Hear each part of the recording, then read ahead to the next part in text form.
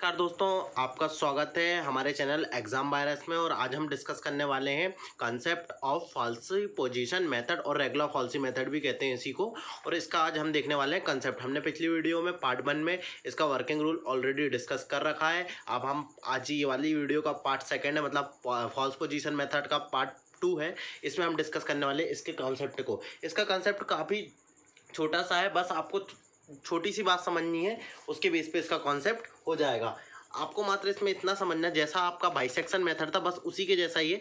थोड़ा सा आप इसका सिस्टम देख लीजिए और आपको ये क्लियर हो जाएगा। इसका फ़ायदा ये होगा, इसका कॉन्सेप्ट ऐसा कोई एग्जाम में, यूनिवर्सिटी एग्जाम में पूछा नहीं जाता। बस आपको इतना याद रखना है कि इसके कॉन्सेप्ट से आप वर्किंग रूल नहीं याद रखेंगे। बस देखिए, आप छोटा सा कॉन्सेप्ट है। मान लीजिए मैंने एक ग्राफ को यहाँ डिज़ाइन कर लिया। आपको पता है ये जो एक्स एक्सिस पे ये जो काटता है, इसी को हम क्या बोलते हैं, रूट। जहाँ पे भी ये इंटरसेक्ट करता है, ये हमारा क्या होता है, रूट होता है। तो इसका वर्किंग रूल समझिएगा, ये कैसे वर्क करता है। जैसे मान लीजिए आपका वर्किंग रूल क्या कहता था, पहली पहली फर्स्ट में बोलता था कि x0 और x1 को फाइंड कर लीजिए। x0 क्या होना चाहिए, या तो पॉजिटिव या तो इसको निगेटिव, अल्टरनेट होना चाहिए, दोनों चीज़ें। ठीक, आपने x0 फाइंड किया, आपका आ गया पॉजिटिव। मान लीजिए यहाँ कहीं आपका आ जाता है पॉजिटिव, तो आप बोल सकते हैं कि ये क्या होगा, हमारा x1 होगा।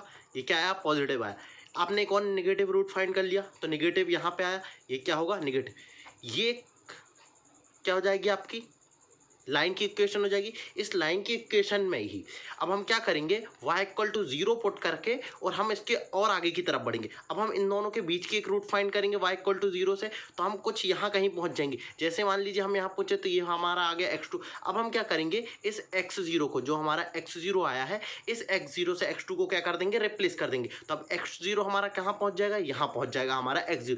अब इस x0 और x1 के बीच फिर से हम y=0 एक रेखा का समीकरण ले लेंगे, लाइन की इक्वेशन। फिर हम इसका रूट फाइंड करेंगे, तो ये रूट क्या आ जाएगा। फिर मान लीजिए एक पॉजिटिव रूट आ गया x1, तो हम क्या करेंगे, जो हमारा x2 आया है उसको वापस से किससे हम रिप्लेस कर देंगे, x2 को x1 से। तो अगली बार हमारा x1 कहाँ पहुंच जाएगा, यहाँ पहुंच जाएगा। ऐसे करते करते आप एक जो हमारा फॉर्मूला था, जो हमने डिस्कस किया था फाल्सी पोजीशन मेथड में वर्किंग रूल पर, वो फॉर्मूला लगाते लगाते आप इसके अंदर धीरे धीरे इसके नज़दीक पहुंचते जाएंगे।